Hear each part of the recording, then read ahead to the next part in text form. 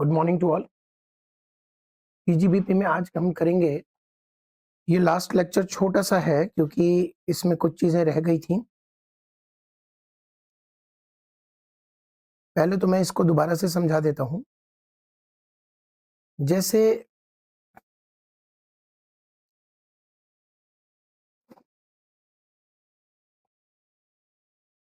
जैसे आपने 44 ए देखा, तो यहां पर हमने प्रेजम्पटिव रेट रखे।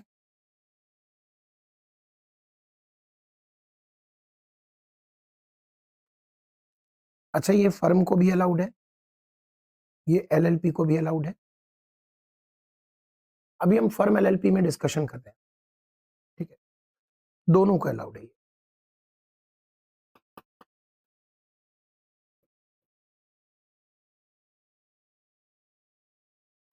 फर्म को भी और एलएलपी को भी। यहां जो प्रेजम्पटिव रेट आएगा उसे हम बोलेंगे PGBP, before interest and salary. उसके बाद आप इंटरेस्ट लेस करोगे 40 बी के अकॉर्डिंग, जो कहता है कि actual interest working non working दोनों को, और जो डीड में बताया गया है एक्चुअल इंटरेस्ट वो, और 12% विच एवर इज लोअर, वो आप अलाउ कर दोगे। मान लो डीड में 10 है तो 10 अलाउ करोगे, डीड में 8 है तो 8 अलाउ करोगे, डीड में 14 है तो 12 अलाउ करोगे। इसके बाद जो फिगर आएगा वो है बुक प्रॉफिट। बुक प्रॉफिट पर बेस्ड आप सैलरी निकालोगे वर्किंग पार्टनर को, नॉन वर्किंग को तो अलाउड नहीं होता। इसका फॉर्मूला है एक लिमिट, मैक्सिमम लिमिट 6 लाख तक बुक प्रॉफिट और उसके ऊपर बुक प्रॉफिट। तो एक मैक्सिमम लिमिट लोगे, और जो वर्किंग पार्टनर को आप सैलरी दे रहे हो as per deed whichever is lower, वो लेस कर दोगे। तब जो बचेगा ये बनेगा आपका टैक्सेबल पीजीबीपी। इसमें अनअब्सॉर्ब्ड डेप्शन वगैरह अलाउ नहीं होगा, लेकिन इसमें दूसरे लॉसेस अगर सेट ऑफ हो रहे हैं तो वो हो जाएंगे, दूसरी इनकम ऐड हो जाएगी। जीटीआई डिडक्शन है तो वो दे दीजिए, पीटीआई और टैक्स निकाला जाएगा। दूसरी तरफ अगर हम 44 ए डी की बात करें, और जो कि फर्म को अलाउड है, 44 ए डी ए की बात करें, ये भी फर्म को अलाउड है, एलएलपी को नहीं अलाउड है। यहां पर जब हम लेकर आते हैं फिक्स्ड रेट, प्रेजम्पटिव रेट, जैसे इसमें है 6 या 8% ऑफ टर्नओवर, इसमें ग्रॉस रिसीट का एडीए, इसमें ग्रॉस रिसीट का 50%, तो वो जो है वो टैक्सेबल पीजीबीपी आएगा। उसमें आप वो ये वाला फिगर आएगा, ये मैं लास्ट क्लास में बता रहा था, ठीक है। उसमें आप ब्याज और सैलरी पार्टनर को अलाउड नहीं करेंगे। अच्छा, ब्याज सैलरी अलाउड नहीं करेंगे, आप प्रेजम्पटिव टैक्सेशन में चल रहे हैं, आप यहां आ रहे हैं, ब्याज सैलरी अलाउड नहीं किया आपने, तो पार्टनर के हाथ में वो टैक्सेबल भी नहीं होगा। यहां पर आपने ब्याज सैलरी अलाउड किया तो पार्टनर के हाथ में टैक्सेबल होगा, जितना अलाउड उतना टैक्सेबल। ये बात हम यहां डिस्कशन कर रहे थे। इसके बाद ये सभी प्रेजम्पटिव में आपको डेप्रिसिएशन ब्लॉक सेपरेटली कैलकुलेट करना पड़ेगा, चाहे वो डेप्रिसिएशन आपको अलाउड हो ना हो। डेप्शन तो अलाउड होता नहीं अलग से, लेकिन आपको कैलकुलेट करना पड़ेगा। दो कारण से, एक, मान लीजिए डब्ल्यूडीवी कैलकुलेट करते समय आपको सेक्शन 50 अप्लाई करता हुआ दिख जाए, तो आपको एसटीसीजी सेपरेट निकाल के टैक्सेबल करना पड़ेगा। और जो डेप्रिसिएशन है वो आप डब्ल्यूडीवी में रिड्यूस करते रहिए। हो सकता है आने वाले वर्षों में आपको नॉर्मल टैक्सेशन में आना पड़े, तो वहां पर ओपनिंग डब्ल्यूडीवी की आपको जरूरत पड़ेगी। वो तभी पॉसिबल है जब आप साइड बाय साइड डब्ल्यूडीवी और डेप्रिसिएशन कैलकुलेट करोगे। ये दो रीजन था।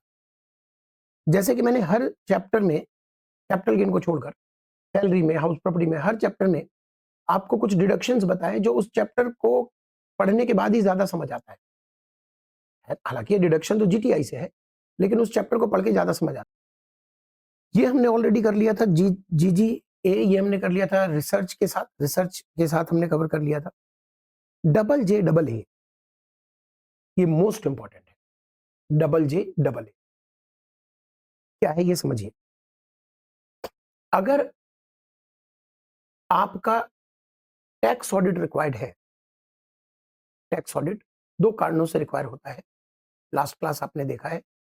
अगर आपका टर्नओवर ग्रॉस रिसीट एक लिमिट के ऊपर चली जाए तो टैक्स ऑडिट की रिक्वायरमेंट आती है। या अगर आपको प्रेजम्पटिव टैक्सेशन में टैक्स देना था और आप लोअर इनकम क्लेम करना चाहते हो तो आपको टैक्स ऑडिट कराना कंपलसरी है। जब भी आपका टैक्स ऑडिट कंपलसरी होगा, चाहे आप इंडिविजुअल हो, कंपनी हो, फर्म हो, एलएलपी हो, एचयूएफ हो, एओपी हो, रेजिडेंट हो, नॉन रेजिडेंट हो, जब भी आपका टैक्स ऑडिट रिक्वायर्ड होगा, आप डबल जे डबल ए के लिए एलिजिबल हो जाओ। ये डिडक्शन आपको जीटीआई से उपलब्ध हो जाएगा, अलाउड हो जाएगा। अब इस डिडक्शन को पाने के लिए क्या करना है? ड्यूरिंग द रेलिवेंट ईयर, जो आपका 24-25 का वर्ष है, उस ईयर में आपने जितने भी नए एम्प्लॉय रिक्रूट करे,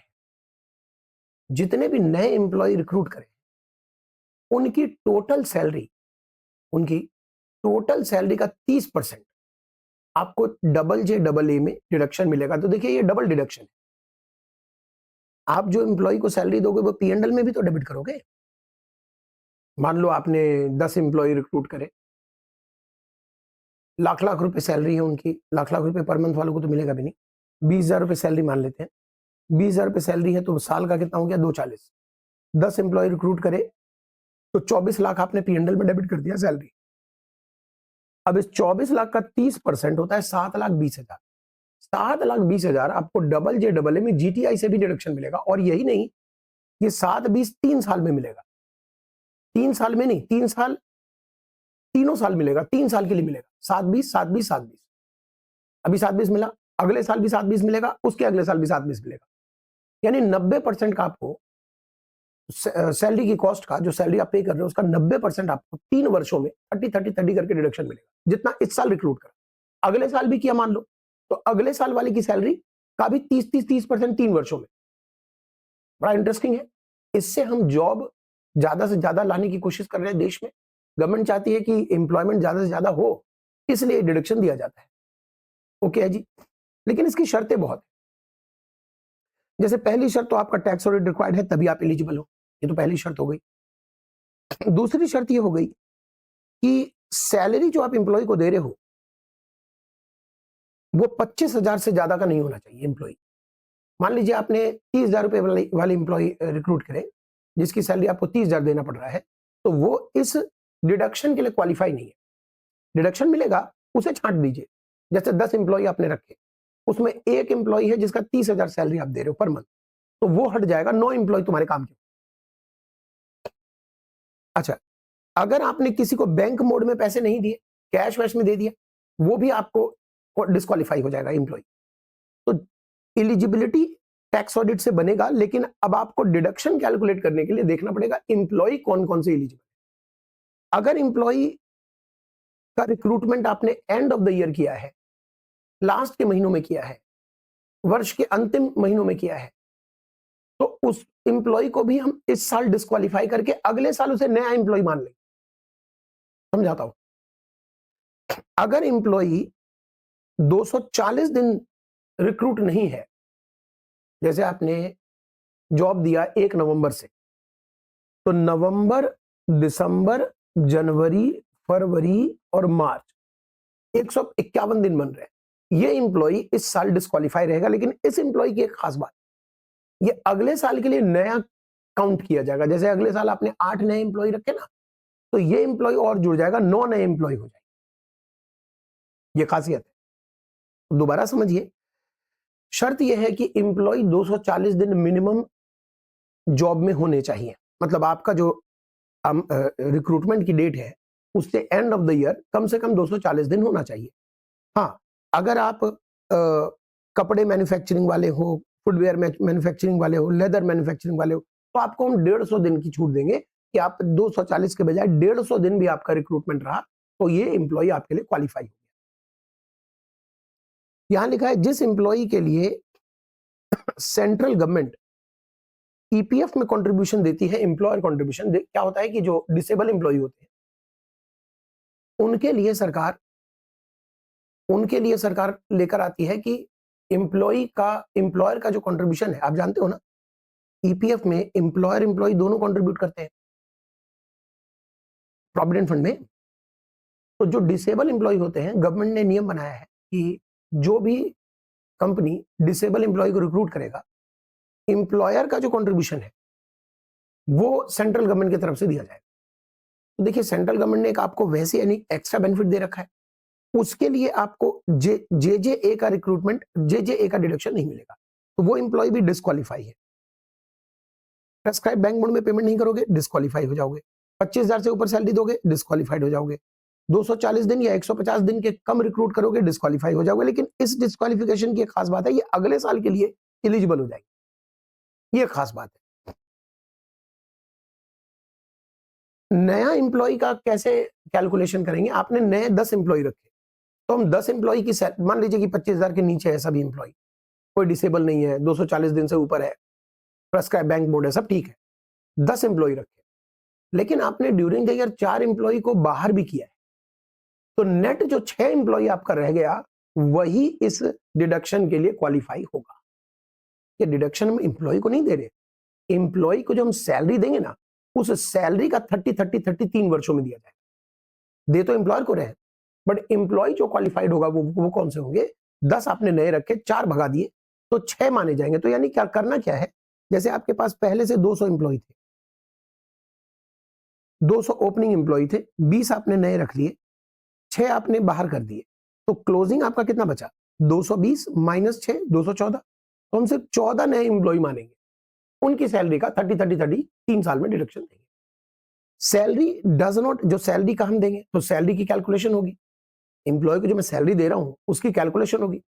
तो सैलरी में employer contribution, retirement benefit, perquisites, ये सब शामिल नहीं होगा। यानी जो पैसा दे रहे हो ना, मनी जो पैसा दे रहे हो, सिर्फ वो काउंट किया जाएगा, उसका 30 दे रहे हैं।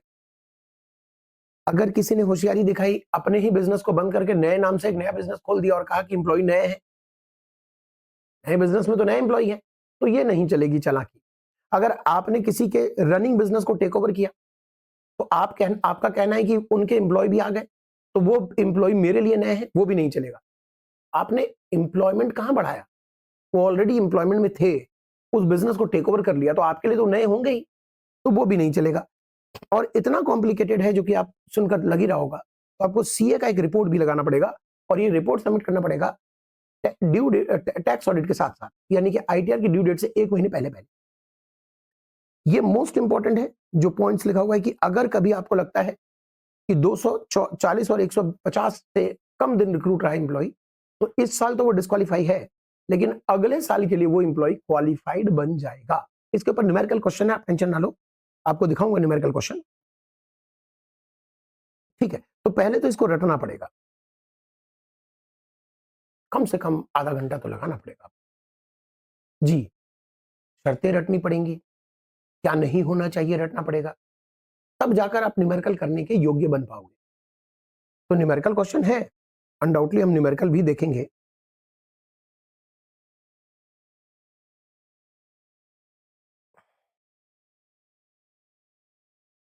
या तो यहां होगा या असेसमेंट में होगा, मैं दिखा दूंगा। न्यूमेरिकल है, लेकिन न्यूमेरिकल के लिए आपको पहले लर्न करना पड़ेगा, न्यूमेरिकल के लिए पहले आपको लर्न करना पड़ेगा कि कंडीशंस क्या होनी चाहिए। टैक्स ऑडिट रिक्वायर्ड है, एम्प्लॉय की सैलरी 25,000 से अगर ज्यादा है तो वो इस डिडक्शन के लिए हटा दीजिए उसे, डिस्क्वालीफाई। एम्प्लॉय अगर वो डिसेबल है तो हटा दीजिए उसे। एम्प्लॉय 240 दिन से कम अगर रिक्रूट रहा है, या 150 दिन लिमिटेड टाइम लिमिटेड एरिया के लिए, तो उसको हटा दीजिए, लेकिन अगले साल के लिए वो नया बन जाता है। आपको दिखाऊंगा मैं कैलकुलेशन करके, और न्यूमेरिकल क्वेश्चन भी है, वो करके दिखाऊंगा आपको। पहले लेकिन इसको याद कर लीजिएगा, ये आपके सिलेबस में नहीं है, फिर भी मैंने डाल दिया था कि अगर कोई बायोडिग्रेडेबल वेस्ट यानी कूड़ा कचरा, उसको कलेक्ट करके प्रोसेस करके पावर जनरेट करता है, बायोगैस जनरेट करता है, पैलेट्स ब्रिकेट्स बनाता है। पैलेट्स ब्रिकेट्स होते हैं उपले या कंडे, जैसे गाय के गोबर का उपला बनता है ना, उपला, वैसे ही शुगर केन का जो वेस्ट है उससे भी उपला बनता है, वो सब बायोडिग्रेडेबल वेस्ट कहलाते हैं। तो बायोडिग्रेडेबल वेस्ट को कलेक्ट करके प्रोसेस करके आप अगर पावर जनरेट करते हो, बायोगैस जनरेट करते हो, या पैलेट ब्रिकेट बनाते हो, ताकि पैलेट ब्रिकेट को फैक्ट्री के फ्यूल में यूज किया जा सके या खाद वगैरह में यूज किया जा सके, तो ऐसे बिजनेस के 5 साल तक जो भी वो बिजनेस प्रॉफिट कमाएगा 100% का उसका डिडक्शन मिलेगा। 5 साल तक 100% का डिडक्शन, 5 साल तक 100% का डिडक्शन मिलेगा। यानी जो भी प्रॉफिट है, total profit will be allowed under section 80JJA from GTI 5 years तक। तो बड़ा सिंपल है, सबको अलाउड है। बायोडिग्रेडेबल वेस्ट को कलेक्ट करना है, प्रोसेस करना है। किस लिए प्रोसेस कर रहे हैं? प्रोसेस करके क्या करेंगे? या तो पावर जनरेट करेंगे, या बायोगैस जनरेट करेंगे, या पैलेट ब्रिकेट बनाएंगे। पैलेट ब्रिकेट क्यों बनाएंगे? फ्यूल के लिए या ऑर्गेनिक मैन्योर खाद के लिए। तो आपके इस प्रॉफिट का, जो भी आपको प्रॉफिट होगा इस बिजनेस से, उसका 100% रिडक्शन मिलेगा 5 ईयर्स तक। अगला सेक्शन इंपॉर्टेंट नहीं है, इसको भी इंपॉर्टेंट नहीं बोलिए, क्योंकि ये फिर से बन जाता है मोस्ट इंपॉर्टेंट। अगर आप स्पेशल इकोनॉमिक जोन में अपने बिजनेस को स्टैब्लिश करते हो, चाहे आप मैन्युफैक्चरर हो या चाहे आप सर्विस प्रोवाइडर हो, ट्रेडर को अलाउड नहीं है। या तो आप मैन्युफैक्चरिंग करें या आप सर्विस प्रोवाइडर हो तो आपको अलाउड है। यहां पर आपको जो गुड्स, अगर मैन्युफैक्चरर हो तो गुड्स बनाते हो, वो गुड्स सप्लाई करना है आउटसाइड इंडिया, यानी एक्सपोर्ट। SEZ में जो भी जाते हैं वो एक्सपोर्ट ही करते हैं। तो आपको एक्सपोर्ट करना है, एक्सपोर्ट करना है।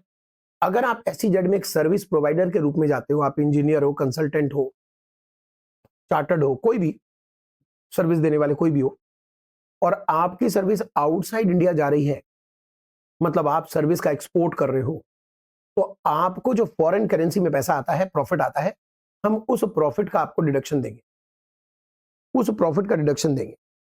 एक पहली शर्त अच्छे से जान लीजिए कि आप जो वहां पर बिजनेस स्टार्ट करो वो 1 अप्रैल 21 के पहले पहले कर दो। यानी आज अगर कोई स्पेशल इकोनॉमिक जोन में मेरे इस प्रोविजन को पढ़ के बिजनेस स्टैब्लिश करना चाहे तो उसे ये डिडक्शन नहीं मिलेगा। 10AA का डिडक्शन GTI से मिलता है, लेकिन आज अगर कोई वहां पर स्टैब्लिश होता है मैन्युफैक्चरर या सर्विस प्रोवाइडर, तो उसको ये डिडक्शन नहीं मिलेगा, क्योंकि डिडक्शन के लिए आपका बिजनेस स्टार्ट हो जाना चाहिए 2021 1 अप्रैल 2021 से पहले। ये इंपॉर्टेंट है। SSC आप कोई भी हो, आपको डिडक्शन मिलेगा। हम डिडक्शन देते हैं एक्सपोर्ट प्रॉफिट का, बड़ा कॉम्प्लिकेटेड है, आप घबराइए नहीं, ये सब मत पढ़िए। एक्सपोर्ट प्रॉफिट का हम डिडक्शन देते हैं। यानी सबसे पहले हम क्या करते हैं, जैसे एक मान लीजिए मैन्युफैक्चरर है, वो लोकेटेड है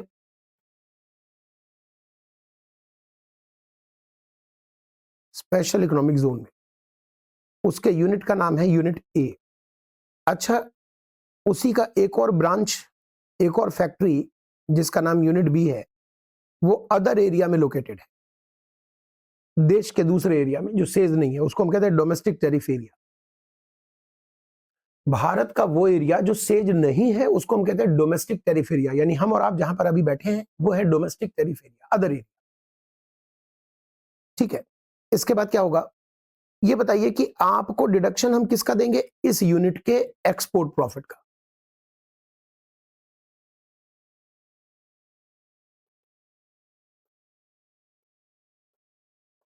हो सकता है कि यूनिट B भी एक्सपोर्ट कर रहा हो, भाई दूसरे एरिया से भी तो आप एक्सपोर्ट कर सकते हो सकता है यूनिट B भी एक्सपोर्ट कर रहा हो, लेकिन यूनिट B के एक्सपोर्ट प्रॉफिट का डिडक्शन नहीं देंगे, हम देंगे सिर्फ यूनिट A के एक्सपोर्ट प्रॉफिट का डिडक्शन। एक्सपोर्ट प्रॉफिट कैलकुलेट कैसे होगा, सबसे पहले टोटल प्रॉफिट लेंगे, किस यूनिट का, क्या मैं A लिमिटेड के प्रॉफिट की बात कर रहा हूं जिसके 2 यूनिट हैं, यूनिट A यूनिट B? नहीं, मैं यूनिट A के प्रॉफिट की बात कर रहा हूं। तो सेपरेट बुक्स तैयार करना पड़ेगा, तभी पता चलेगा कि यहां प्रॉफिट कितना है। डिवाइडेड बाय करूंगा मैं टर्नओवर, टोटल टर्नओवर। क्या मैं टोटल टर्नओवर यूनिट A की ले रहा हूं या पूरे A लिमिटेड की ले रहा हूं? यूनिट A की ले रहा हूं, मैं यूनिट A के एक्सपोर्ट प्रॉफिट को कैलकुलेट कर रहा हूं, तो टोटल टर्नओवर यूनिट A का लूंगा, मल्टीप्लाई अगर मैं कर दूं एक्सपोर्ट टर्नओवर, तो देखिए टोटल टर्नओवर में ये प्रॉफिट आया। टोटल टर्नओवर मान लीजिए 200 लाख है, प्रॉफिट मान लीजिए 16 लाख है, और इस 200 में 150 लाख एक्सपोर्ट प्रॉफिट है, एक्सपोर्ट टर्नओवर है। तो 16 डिवाइडेड बाई 200 गुने में 150, आपको 12 लाख रुपए का क्या मिल गया? Export profit. हम इस 12 लाख का डिडक्शन देने वाले हैं। 12 लाख पूरा नहीं मिलेगा, कितना देंगे वो हम देखेंगे, लेकिन एक्सपोर्ट प्रॉफिट कैसे आया बताइए? प्रॉफिट ऑफ बिजनेस किसका? वो यूनिट जो सेल्स में लोकेटेड है, डिवाइडेड बाय टोटल टर्नओवर किसका? वो यूनिट जो सेल्स में लोकेटेड है, मल्टीप्लाई एक्सपोर्ट प्रॉफिट किसका? वो यूनिट जो सेल्स में लोकेटेड है। देखिए, ये इंफॉर्मेशन गिवन होगा, ये भी गिवन होगा, यहां थोड़ी सी मुश्किलें आएंगी, बताऊंगा कैसे। देखिए, टोटल टर्नओवर का मतलब है domestic sale plus sale outside India. लेकिन जितना सेल आप आउटसाइड इंडिया कर रहे हो वो सब एक्सपोर्ट टर्नओवर नहीं बनेगा। एक्सपोर्ट टर्नओवर का मतलब होगा sale outside India for which convertible foreign exchange is received within 6 month. जैसे वो ऑथर वगैरह के लिए विद इन 6 मंथ के लिए फॉरेन करेंसी लाना था ना जरूरी, वैसे यहां भी जरूरी है। तो मान लीजिए डोमेस्टिक सेल है आपकी 20 लाख और 180 लाख है आउटसाइड इंडिया की सेल। इस 180 में अगर आप सिर्फ 6 महीने के अंदर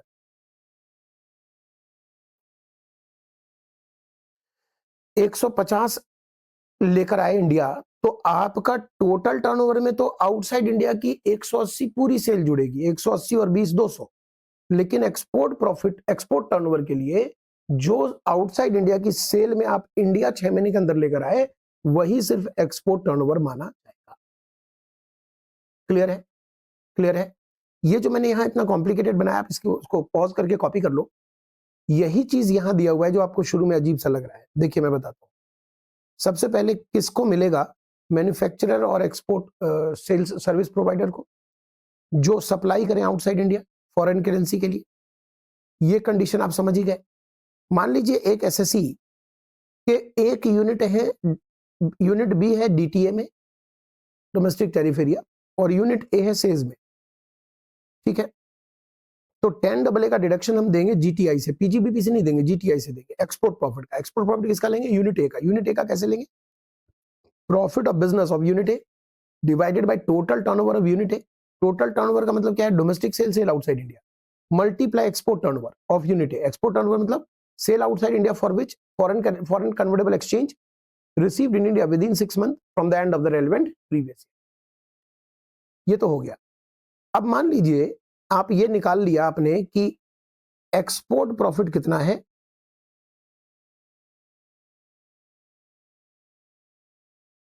₹12 लाख।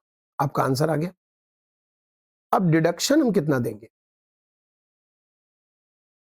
अगर आपके बिजनेस का स्टार्टिंग 5 इयर्स है, आप अपने बिजनेस के स्टार्टिंग के 5 ईयर में हो, तो 12 लाख का 100% डिडक्शन। अगर आप 6ठे साल से 10वें साल के बीच में हो, 6, 7, 8, 9, 10 इस ईयर में हो, आपका बिजनेस स्टार्ट हुआ, तो ये कौन सा ईयर है? ये 12 लाख जो आप प्रॉफिट कमा रहे हो, ये किस ईयर की प्रॉफिट है?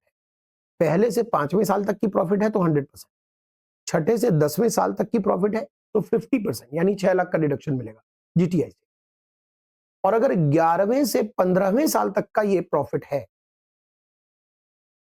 फर्स्ट 5 ईयर 100% का रेट है, अगले 5 ईयर तो 50% रेट है। अब अगले 5 ईयर यानी 11वें से 15वें साल तक के बीच का प्रॉफिट है ये 12 लाख, तो डिडक्शन मिलेगा आपको 12 लाख का 50%।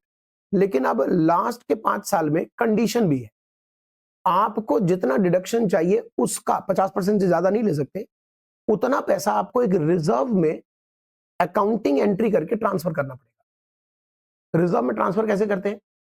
जो P&L अकाउंट को आप डेबिट कर देते हो, P&L अकाउंट को आप डेबिट कर देते हो, और जो रिजर्व है उसको क्रेडिट कर देते हो टू स्पेशल इकोनॉमिक जोन री इन्वेस्टमेंट अलावेंस रिजर्व। बड़ा सा नाम है, स्पेशल SEZ, री इन्वेस्टमेंट करने के लिए अलावेंस रिजर्व बना रहे हो। अब इस 6 लाख को जो आपने रिजर्व में ट्रांसफर किया, तभी आपको डिडक्शन मिलेगा। मान लीजिए 50% 6 लाख आ रहा है, आपने रिजर्व में 4 लाख ट्रांसफर किया तो 4 लाख का डिडक्शन है, 5 ट्रांसफर किया 5 का डिडक्शन है, 8 ट्रांसफर कर दिया तो 50% 6 लाख होता है, वहीं तक डिडक्शन मिलेगा। जो रिजर्व में आप ट्रांसफर करोगे उसको अगले 3 साल तक, इस साल आपने रिजर्व बनाया, देखिए कंटेंट्स ज्यादा हैं लेकिन आप धीरे धीरे रटोगे पार्ट पार्ट करके तो सब याद हो जाएगा।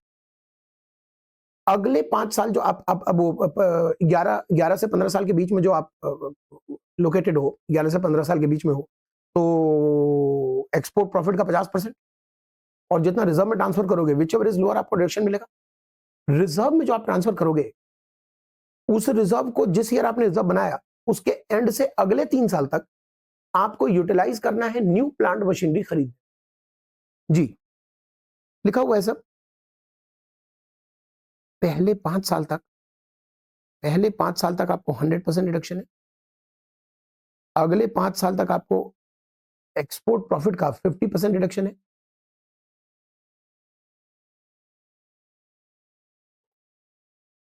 नेक्स्ट 5 इयर्स यानी कि 11वें से 15वें साल तक एक्सपोर्ट प्रॉफिट का 50% और जितना अमाउंट आप रिजर्व में ट्रांसफर करोगे विच एवर इज लोअर का डिडक्शन। अब जो पैसे आपने रिजर्व में ट्रांसफर किए उसको 3 साल, जैसे मान लीजिए रिजर्व आपने यहां क्रिएट किया सपोज कीजिए, तो अगले 3 साल तक आप उसे यूटिलाइज करोगे प्लांट मशीनरी को खरीदने में।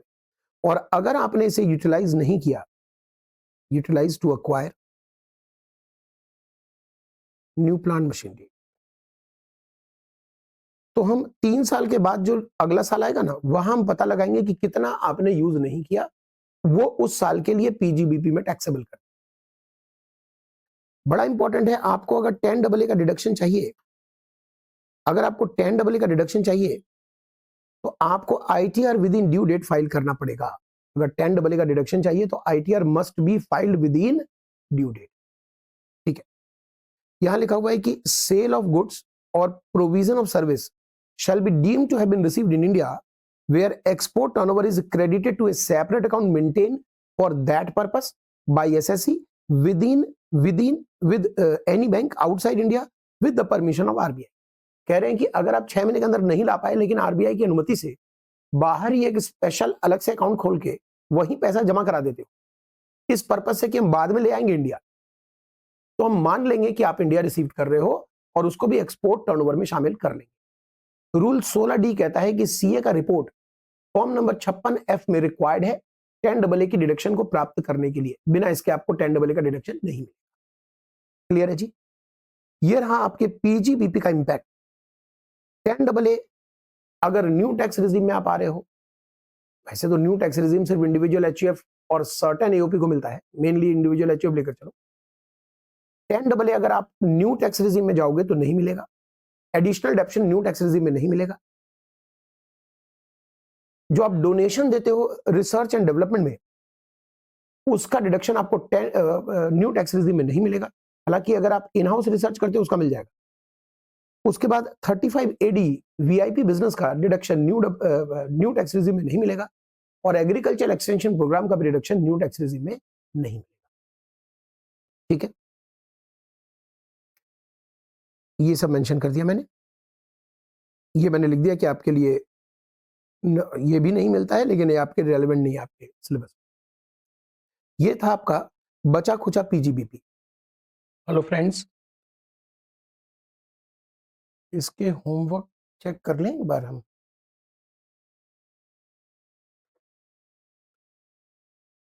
2,10,000 की सैलरी दे रहे हैं 1/6 से, ये ठीक है, ये भी ठीक है। 10 लाख का बुक प्रॉफिट है तो 6 लाख रुपए तक, 540 और 4 लाख रुपए का 240, 780 करेक्ट है।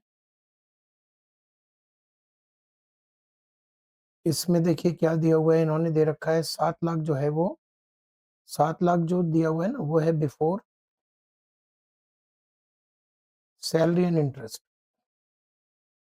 तो पहले आप ब्याज डेप्रिशिएशन भी अभी लेस नहीं हुआ है, तो पहले डेप्रिशिएशन लेस कर दीजिए 150, तो ये आ जाएगा 550। ये है PGBP before salary and interest, interest less कीजिए 15% के रेट से 5 लाख में दे, 5 लाख कैपिटल है टोटल। अच्छा 5 लाख ब्याज नहीं है, कैपिटल है, तो 12% के हिसाब से 60,000 रुपये। 60,000 माइनस कीजिए, 5,50,000 में से 60,000 माइनस कीजिए, 490। बुक प्रॉफिट आ गया। सैलरी कितना अलाउड होगा आप कैलकुलेट कर सकते हो। एक्चुअल में सैलरी आप कितना दे रहे हो, 2,40,000 एक को, दो को कितना दे रहे हो, 4,80,000। और लिमिट हमने यहाँ से जब निकाली हो है तो ये 4,41,000 आता, तो 4,41 अलाउड होगा। इसको बोला था जस्ट रीड कर लीजिए। ये भी आप कर सकते हो, खुद से चेक करना है कि आप बुक्स मेंटेन करना है या नहीं करना है। इसके बाद ये क्वेश्चन है, देखिए प्रवीण जो है वो उनका टर्नओवर दिया हुआ है 2 करोड़ तक और उनकी इनकम दी है, और कह रहे हैं कि जिनकी जो business book as per books जो है वो इनकम प्रॉफिट आ रही है 3,20,000 रुपए का प्रॉफिट है, 13,20,000 का। अगर ये मान लीजिए प्रेजम्पटिव लेते हैं और पूछ रहे हैं कि प्रेजम्पटिव के लिए एलिजिबल है, 2 करोड़ तक है तो एलिजिबल है, 2 करोड़ या 3 करोड़। तो अगर मैं प्रेजम्पटिव के हिसाब से आंसर करूं तो 8% के रेट से आ रहा है 15,88,000, ये 8% से आ रहा है, और 6% से आ रहा है 11,91,000। अब इन्हें पता नहीं ना कि बुक्स में इन्होंने जो पेमेंट लिया है वो कैश रिसीट है, कैश रिसीट सारा का सारा है, तो ये आंसर है, तो ज्यादा आ रहा है प्रेजम्पटिव। अब अगर ये एक्चुअल क्लेम करना चाहते हैं तो इनको बुक्स मेंटेन करना पड़ेगा, टैक्स ऑडिट कराना पड़ेगा। अच्छा अगर ये ज्यादा क्लेम करना चाहते हैं तो टर्नओवर इनको टैक्स ऑडिट कराना पड़ेगा। आप आईटीआर के चैप्टर में पढ़ोगे कि जिनका भी ऑडिट रिक्वायर्ड है उनके लिए तो हम ड्यू डेट 31 अक्टूबर लेते हैं, और जिनका अगर नहीं रिक्वायर्ड है टैक्स ऑडिट तो 31 जुलाई है। अगर ये प्रेजम्पटिव में जाते हैं तब तो 31 जुलाई इनका ड्यू डेट हो जाएगा, और अगर ये कहते हैं नहीं मैं 13,20,000 दिखाना चाहता हूँ, तो जब आप लोअर दिखाओगे तो आपको टैक्स ऑडिट भी करवाना पड़ेगा, बुक्स भी मेंटेन करने पड़ेगा। टैक्स ऑडिट कराते ही आपका जो ड्यू डेट है वो बदल के हो जाएगा 31 अक्टूबर। बढ़िया क्वेश्चन है, इसको एक बार रीड कर लीजिएगा। इस तरह के क्वेश्चन हमने क्लास में भी किए थे 44 ए वाले, जिसमें हम देखते हैं कि जो हमारा गुड्स व्हीकल है उसके हिसाब से हम कैलकुलेट करते हैं। यहाँ पर उन्होंने वजन दे रखा है, तो ये हैवी गुड्स व्हीकल है तो 15,000 का रेट, और इन सब में 7,500 का रेट आएगा। आंसर आप कर सकते हो, यहाँ पर मेंशन भी किया हुआ है, इजी है। इसके बाद यहाँ पर वो डिस्कस करना चाहते हैं, कभी ऐसा क्वेश्चन आ जाता है छोटे छोटे थ्योरी टाइप के, कि निम्नलिखित जो खर्चे हैं वो बताइए कि ये अलाउड हैं या डिसअलाउड, अलाउेबल खर्चे हैं कि नहीं। जैसे CSR के खर्चे नॉट अलाउड कर देंगे आप। उन्होंने वेयर हाउस सेटअप किया है फूड ग्रेन के लिए, तो ये 35 AD में अगर आप कवर करेंगे, अगर ये 35 AD में कवर्ड होगा तो 100% अलाउड है। अगर 35 AD में नहीं कवर्ड होगा तो फिर आप बिल्डिंग बना रहे हो तो उसका डेप्शन ले लो। इसी तरीके से यहाँ पर ब्याज वो रेजिडेंट को दे रहे हैं 50,000 जिसपे TDS नहीं काटा है, और लास्ट ईयर इनका टर्नओवर 2 करोड़ के ऊपर है। दरअसल में ये क्वेश्चन आप तभी कर पाओगे जब आप TDS चैप्टर पूरा कर लो। ऐसा क्यों? TDS चैप्टर जब पूरा करोगे तो आपको ये पता चल जाएगा कि TDS काटना रिक्वायर्ड किसको है। मान लीजिए मैं कहता हूं कि इनको TDS काटने का रिक्वायरमेंट नहीं था, तब ये TDS अगर इन्होंने नहीं काटा तो खर्चे के डिसअलावेंस पे कोई फर्क नहीं पड़ेगा। अगर TDS काटना इनका रिक्वायर्ड था और तब नहीं काटा या काट के जमा नहीं कराया, तो खर्चा रेजिडेंट को दे रहे हैं तो 30% डिसअलाउड है, नॉन रेजिडेंट 100% डिसअलाउड है। तो आपको ये पता कैसे चलेगा कि TDS काटना था कि नहीं? इसके लिए आपको TDS के चैप्टर को ही पूरा पढ़ना पड़ेगा। तो एग्जाम जब आएगा तो एग्जाम में तो आप TDS का चैप्टर पढ़ के ही जा चुके होगे, पढ़ चुके होगे, तो उस समय आप ये क्वेश्चन कंफर्टेबली कर सकते हो। अभी मैं आपकी मदद कर दूं, लास्ट जिस ईयर में हम TDS काटते हैं उसके पहले वाले ईयर में अगर मेरा टैक्स ऑडिट रिक्वायर्ड है, तो मतलब टर्नओवर मेरा 1 करोड़ के ऊपर है, अगर 2 करोड़ भी नहीं 1 करोड़ के ऊपर टर्नओवर अगर, तो मुझे टीडीएस काटने की रिक्वायरमेंट आ जाती है। मतलब टीडीएस चैप्टर पढ़ने के बाद आपको पता चल जाएगा कि इसका टीडीएस कटना था। अब बताइए कटना था और नहीं काटा तो क्या होगा? 30% डिसअलाउड होगा, 15,000 रुपए। कमोडिटी ट्रांजैक्शन टैक्स हम किसको अलाउ करते हैं? देखिए बुलियन बेचने वाले आदमी, बुलियन गुड्स है तो कमोडिटी ट्रांजैक्शन टैक्स इनको अलाउड कर दिया जाए। तो ये एक थ्योरेटिकल डिस्कशन है, आप इसमें से कैसे भी लिख सकते हो, जरूरी नहीं है एज इट इज लैंग्वेज लिखो, लैंग्वेज को अपने हिसाब से भी आप मॉडिफाई करके लिख सकते हो। इसके बाद फिर से ये कह रहे हैं कि स्टेटमेंट ट्रू है या फॉल्स है। जैसे कि एक शेयर डीलर है और वो एसटीटी पे कर रहा है और वो खर्चा अलाउड होना चाहिए, ये ट्रू है।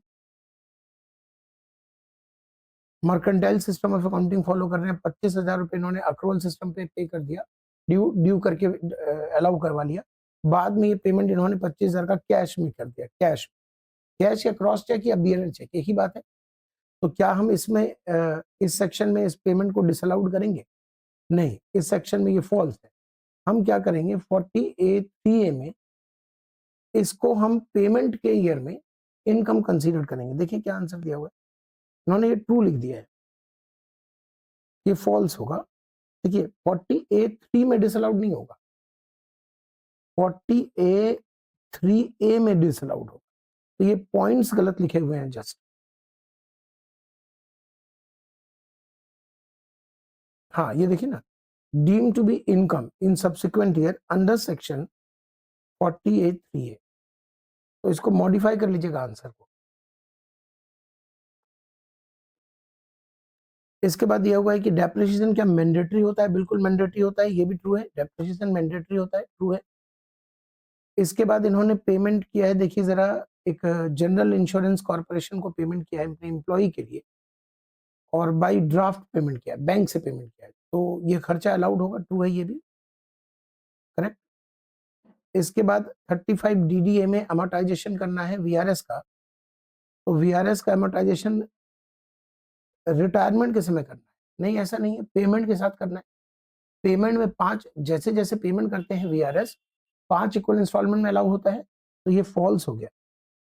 इसके बाद एग्जिस्टिंग एसएसटी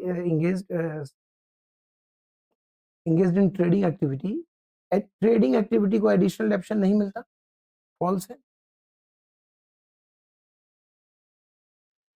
इसके बाद फिर से ये कह रहे हैं एग्जामिन कीजिए कि कौन कौन से खर्चे आपको अलाउड हो रहे हैं।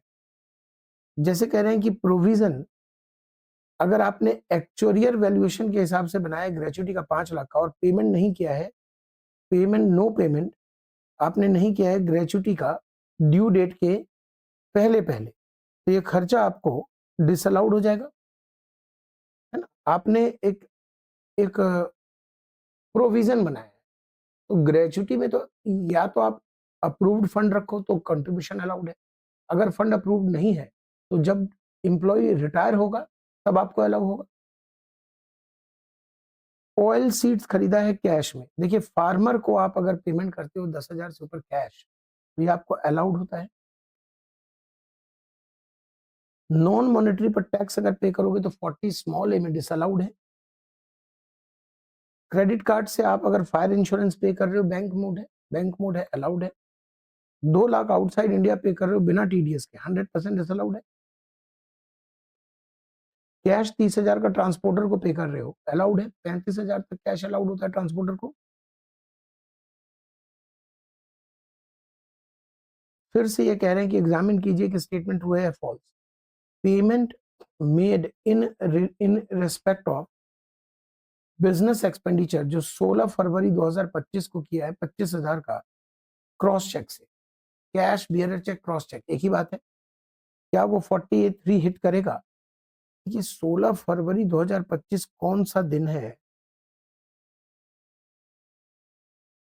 अच्छा ट्रू फॉल्स पूछ रहे हैं, ये कह रहे हैं हिट करेगा, हाँ हिट करेगा, करेगा हिट, ठीक है। 16 फरवरी से क्या फर्क पड़ता है? कोई फर्क नहीं पड़ता। आगे लिखा है कंडीशन, प्री कंडीशन क्या है बैड डेट्स राइट ऑफ करने की? Amount due from debtor to claim deduction for bad debts, it is conditions presents to written off in books of accounts the amount due from debtor to claim debt, deduction claim करने के लिए bad debts का debtor को आप right of करते हो, ये pre requisite condition है। क्या ये ट्रू है? हाँ जी, ट्रू है। लेकिन इसके साथ अच्छी बात यह है कि एक और कंडीशन है कि आपने पहले उसे इनकम कंसीडर किया हो, बट वो कंडीशन बैंकिंग के लिए अप्लाई नहीं है, मनी लैंडिंग के लिए अप्लाई नहीं है। तो एक ही कंडीशन इन्होंने दे रखा है। अगर ये कहते हैं सिर्फ ओनली ये कंडीशन है तो हम फॉल्स बोलते, बट ये कंडीशन तो है ही, तो ट्रू में डाल दिया। Failure to deduct tax at source in accordance with TDS chapter, amount payable to resident as rent royalty will result disallowed while computing PGBP where the resident pay has not paid the tax due date। हाँ ठीक है, true है यहाँ पर, लेकिन ये भी है कि 30% डिसअलाउड है, 100 नहीं है। तो ट्रू है बट ये 30% है, ये चीज मेंशन करना। ठीक है, 43 करते हैं। मिस्टर सुखविंदर इंगेज्ड इन, ये भी आ गया 44A का गुड्स कैरेज। 10 है इनके पास, 6 हैवी हैं और 15,000 किलो के हैं हैवी वाले। 2 मई को उन्होंने पहले तो एक हैवी बेचा और 6 मई को उन्होंने लाइट खरीदा। तो इसका मतलब कि 9 हैवी उनके पास शुरू से ही रहे लास्ट तक। एक तो ये आंसर आ जाएगा, आंसर इसमें मेंशन है कि नहीं है? मेंशन। तो एक तो ये आ जाएगा, हम वैसे यही कैलकुलेट करके आपको दिखा देते हैं। भाई 10 में से एक बेच दिया तो 15,000 वाला 12 महीने के लिए 9 व्हीकल तो रह ही रहे। इसके बाद जो एक आपने बेचा है वो कब बेचा है? 2 मई को। तो जो 2 मई को बेचा है वो कितने महीने आपके पास रहा? अप्रैल और मई, 2 महीने, 30,000 वो हो गया। और जो लाइट व्हीकल आपने खरीदा है उसके लिए 7,500 कीमत है, फिक्स्ड इनकम 7,500 फिक्स्ड है मई से। तो अप्रैल छोड़ दीजिए, 11 महीने, 82,500 प्लस 30,000 प्लस 16,20,000, 17,32,500, ये आपकी इनकम 13,52,500 आ रहा है। हमारी कैलकुलेशन में कुछ गड़बड़ी है क्या?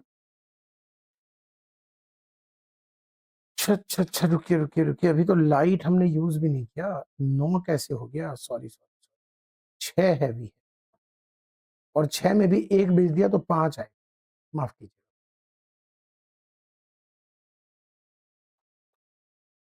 नौ लाख। और जो 4 आपके पास लाइट है उसको भी हम वैल्यू करेंगे। देखो आप अपने हिसाब से निकालो, मेरी कैलकुलेशन आपको नहीं भी समझ आती है, आप अपनी कैलकुलेशन करो, आंसर टैली होना चाहिए। 13 लाख टोटल आ रहा है, 13,72,500 ये आ रहा है प्रेजम्पटिव। एक्चुअल में जो इनके पास आ रहा है वो दिखा रहे हैं ये 4,45,000। देखिए ये तो अदर इनकम है, अदर इनकम तो प्रेजम्पटिव में भी जोड़ोगे आप, अदर बिजनेस और अदर नॉन बिजनेस इनकम, तो प्रेजम्पटिव जो 13,72,500 है उसमें भी जुड़ेगा। और इनका जो एक्चुअल में आंसर आ रहा है वो ये आ रहा है, क्योंकि 12 लाख का तो बेचारे ने फ्रेड्स ही कलेक्ट किए, फिर खर्चे भी हैं, डेप्शन भी है। तो इनको आप अगर सजेस्ट करते हो कि लोअर इनकम क्लेम करें तो आप कर सकते हो सजेस्ट, लेकिन इसके साथ आपको ये भी बताना पड़ेगा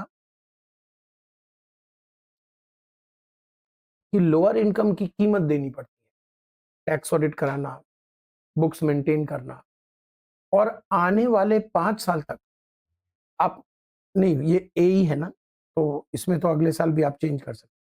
तो 2 ही कीमत हो गई, एक बुक्स मेंटेन करना और एक टैक्स ऑडिट कराना। ये 2 काम करके आप लोअर इनकम 4,45,000 क्लेम कर सकते हो। 70,000 अलग से जुड़ेगा, इस बात का ध्यान रखना। तो देखिए साहब, इनका क्या कहना है कि ये चाहे तो अपनी लोअर इनकम दिखा सकते हैं, अगर लोअर दिखाएंगे तो उनको बुक्स मेंटेन करना पड़ेगा और टैक्स ऑडिट कराना पड़ेगा। ये क्वेश्चन है, एक तेंजिंग है जो कि कंपोजिट बिजनेस कर रहे हैं, growing and curing of coffee. तो बताइए, ग्रोइंग और क्यूरिंग में आप क्या करते थे? 75-25 बाइफर्केशन करते थे।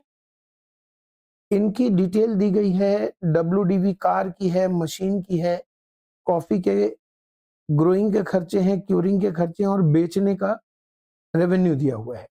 Besides agriculture operation, car personal use भी है और ये पर्सनल यूज के वजह से इस सेक्शन में डिसअलावेंस भी दिया हुआ है। कार के मेंटेनेंस के खर्चे हैं 50,000 के। मशीन सिर्फ बिजनेस में यूज हो रहा है। आपको निकालना है इनकम और WDV भी निकालनी है।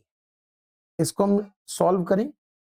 देखिए, पहले तो आपका काम है इसमें कंपोजिट निकालना। कंपोजिट प्रॉफिट कैसे निकालिएगा? सेल ले लीजिए 22 लाख, 22 लाख सेल में खर्चे लेस कर दीजिए। ये दो खर्चे तो आपको दिख ही रहे हैं, 6,10,000 के।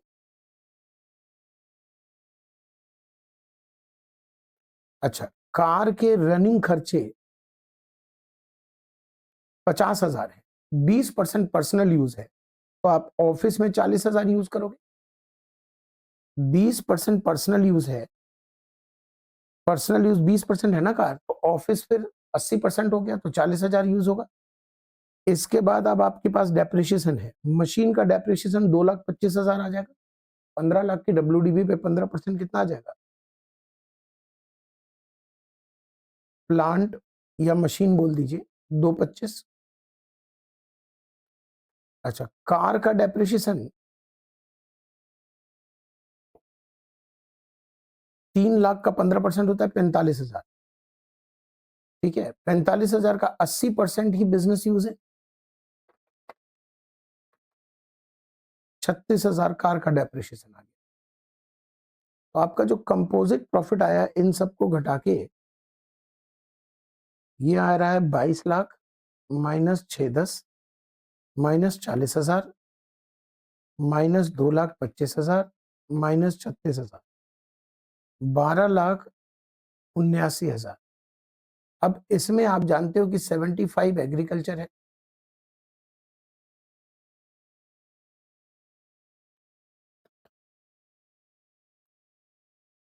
और 25 टैक्सेबल PGBP है। तो टैक्सेबल PGBP कितना हो गया जी? 25। करेक्ट। चेक करते हैं आंसर, टैली कर गया। एग्जम्प्टेड तो 75 अब करोगे आ जाएगा। अच्छा, मशीन की WDV क्या लेंगे? 15 लाख पे आपने 2,25,000 का डेप्शन लेस किया तो 12,75,000, और कार का डेप्शन आपने लेस तो इतना ही किया है, 36,000 डेप्शन लेस किया, 45 तो लेस किया नहीं ना। आपने ऐसे क्वेश्चन WDV के समय कैलकुलेट भी किए हैं, बनाए हैं क्लास में, जिसमें हम डिसाइड करते थे कि जितना डेप्शन अलाउड है हम वही घटाते हैं WDV निकालने के लिए। तो WDV निकालने के लिए आप 3 लाख में कितना घटाओगे? सिर्फ 36,000। एक्चुअल में डेप्शन जो है वो नहीं घटाओगे, जो अलाउड है, अलाउड तो 80% हुआ, तो 36,000 ही घटाओगे। तो देखिए, कार का भी आ गया, मशीन का भी आ गया। ये क्वेश्चन इजी है। पार्टनरशिप फॉर्म ने बैड डेट्स क्लेम किए, बाद में फॉर्म डिसॉल्व हो गई, पार्टनर ने बिजनेस को टेक ओवर किया और बैड डेट्स की रिकवरी की। तो SSC must be the same, जिसने बैड डेट्स क्लेम किया एंड हु रिकवर्स, तभी बैड डेट की रिकवरी इनकम बनती है। सिंस एसएससी सेम नहीं है, इसलिए ये बैड डेट्स जो पार्टनर ने रिकवर किया, जिस बैड डेट को फर्म ने क्लेम किया था, वो पार्टनर के हाथ में अब इनकम नहीं है, मतलब किसी के लिए टैक्सेबल नहीं हुआ। अब देखिए, ये इस तरह के क्वेश्चन आते हैं P&L अकाउंट के साथ। हालांकि ये क्वेश्चन एक बार एग्जाम में आया हुआ है, लेकिन अच्छा क्वेश्चन है, हम करेंगे डिस्कस। P&L अकाउंट दिया हुआ है मिस्टर शिवम का, सेल दिया हुआ 1,12,11,500, क्लोजिंग स्टॉक है, ओपनिंग स्टॉक है, परचेज है, सेल्स खर्चे दिए हुए हैं, इनकम दी गई है। ये कुछ चीजें एडजस्टमेंट में दी गई है, ये सारी डिटेल दी गई है। you are required to compute profit and gain of Mr. Shivam under presumptive taxation. देखिए जब presumptive में निकालना है तब तो बहुत इजी हो जाएगा, और नॉर्मल से भी निकालना है। ओके, अज्यूम करना है कि सारा टर्नओवर अकाउंट पे ही चेक से मिला है या इलेक्ट्रॉनिक क्लियरेंस सिस्टम से मिला है। इसका मतलब जब आप प्रेजम्पटिव टैक्सेशन निकालोगे तो बहुत इजी है। अगर आप 44 AD को फॉलो करते हो तो इसका आंसर सीधा सीधा 1,12,11,500 6%।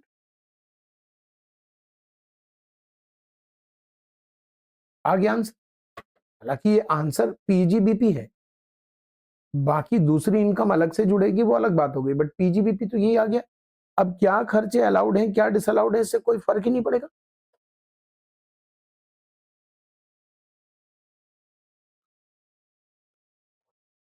समझ रहे हैं मेरी बात? इन्होंने पूछा क्या है, पीजीबीपी, तो पीजीबीपी तो हमारा निकल गया।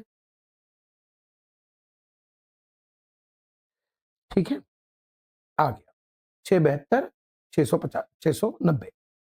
अब नॉर्मल प्रोविजन अगर हम लगाते हैं तो कैसे निकालेंगे? आपको याद होगा हमने पीजीबीपी शुरू किया था तो शुरुआत में ही कहा था कि हम P&L की फोटोकॉपी कराते हैं और नेट प्रॉफिट उठा लेते हैं। सबसे पहले 50,000, सबसे पहले हम उठा लेते हैं नेट प्रॉफिट 50,000। इसमें हम सारी एडजस्टमेंट करते हैं। एडजस्टमेंट का तरीका मैं अभी सिखा रहा हूं, फुल फ्लेज्ड क्वेश्चन कैसे किया जाता है एक बार सिखाऊंगा, अच्छे से सीख लीजिएगा और सभी क्वेश्चन में उसको अप्लाई कीजिएगा। सबसे पहले आपको डेबिट साइड के आइटम सारे चेक करने हैं, फिर क्रेडिट साइड चेक करना है और उसके बाद एडजस्टमेंट में जाना है। ऐसा मत कीजिएगा कि एडजस्टमेंट पढ़ पढ़ के आप मिक्स कर लीजिए क्वेश्चन को। जैसे कि एडजस्टमेंट दिया हुआ है पहला कि हमने स्टॉक को कुछ गड़बड़ी पाया है, अब आप लग गए पहले वही करने, ऐसा नहीं करना है। कोई भी एडजस्टमेंट है वो अपनी जगह पड़ा रहने दीजिए, एक एक करके समय आएगा तो हम डिस्कस करेंगे। इससे कोई भी आइटम छूटेगा नहीं, आपसे गलती नहीं होगी। आपसे करना क्या है फिर से सुन लीजिए। डेबिट आइटम सारा चेक कीजिए, जो आपको गड़बड़ लग रहा है वहीं से हटाइए। क्रेडिट आइटम चेक कीजिए, जो गड़बड़ लग रहा है हटाइए, फिर एडजस्टमेंट चेक कीजिए। एक और बात ध्यान रखना है कि डेप्रिसिएशन जो P&L में डेबिट किया हुआ रहेगा उसे आप बिना सोचे समझे ऐड बैक कर दीजिएगा। मानकर चलिएगा कि ये डेप्रिसिएशन अकाउंटेंट ने कैलकुलेट किया है एज पर अकाउंट्स, तो वो तो अलाउड होना नहीं चाहिए, तो ऐड कर दीजिएगा तो हट जाएगा वो। देखिए मुझे डेप्रिसिएशन यहां से इरेज करना है, समझिए। तो जब मैं इसे इरेज करूंगा तो मेरा प्रॉफिट इंक्रीज हो जाएगा। कोई भी डेबिट आइटम अगर हटाऊंगा और दोबारा से प्रॉफिट कैलकुलेट करूंगा तो प्रॉफिट बढ़ जाएगा।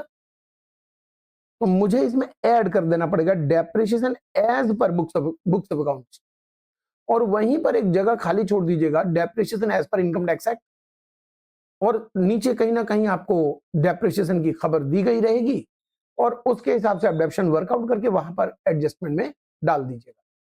तो कैसे करना है बता दिया मैंने। स्टार्ट करते हैं। सबसे पहले आपको क्या करना है, सबसे पहले आपको करना है net profit as per P&L account. देखिए प्रेजेंटेशन इसका जो है कहीं ना कहीं मैंने आगे चल के दिया होगा, यहां नहीं भी दिया है। यहां तो 2 ही क्वेश्चन बचे हैं, यहां कर देता हूं मैं। देखिए हम बनाएंगे कंप्यूटेशन ऑफ टैक्सेबल पीजीबीपी। हो सकता है एग्जामिनर आपसे टीटीआई पूछ रहा हो, तो भी पहला फेज पीजीबीपी की टैक्सेबिलिटी निकालनी है, बाद में जीटीआई टीटीआई कैलकुलेट करें। Taxable PGBP particular amount rupees, ये तो आप कर ही लोगे, असेसमेंट ईयर, एसएससी का नाम, ये सब तो लिख ही लेते हैं हम लोग। सबसे पहले हम लिखते हैं net profit as per P&L account 50,000। अब देखते हैं हम डेबिट आइटम, ये क्वेश्चन 46 है। हाँ, ओपनिंग स्टॉक मुझे ठीक लग रहा है, मुझे क्यों दिक्कत आएगी? एडजस्टमेंट अभी हमें पढ़ना ही नहीं है। परचेज ठीक लग रहा है, ग्रॉस प्रॉफिट तो आएगा ही, सैलरी ठीक है, रेंट ठीक है, ब्याज लोन का है, अब पता नहीं लोन बिजनेस का है कि नहीं, तो हम पॉजिटिव लेकर चले, सब ठीक लग रहा है। डेप्रिसिएशन मिल गया मुझे 1,05,000, तो मैं क्या लिखूंगा, मैं करूंगा add depreciation as per books of accounts 1,05,000। यहां माइनस कर दूंगा मैं depreciation as per income tax, क्योंकि देखिए कई बार आप भूल गए डेप्रिसिएशन कैलकुलेट करना, लास्ट में सिर्फ ऐड करके छोड़ दिया, तो ऐसे खाली जगह रहेगा ना, तो गलती नहीं होगी। अब डेप्रिसिएशन तक हम पहुंच गए हैं, अगला आइटम देखते हैं। प्रिंटिंग स्टेशनरी खर्चे हैं, बिजनेस में होते हैं, पोस्टेज टेलीग्राम वगैरह के खर्चे होते हैं। देखिए ये STCG आ रहा है शेयर बेचकर, क्या ये बिजनेस इनकम है? नहीं। लॉस आ रहा है, क्या ये बिजनेस का कनेक्शन है इससे? नहीं। तो ये हमारा बेकार में पड़ा हुआ है डेबिट आइटम, हटाते ही प्रॉफिट बढ़ जाएगा, तो ऐड कर दीजिए आप इसे, loss on sale of share. Add कितना था, अमाउंट भूल गया मैं, 8,100।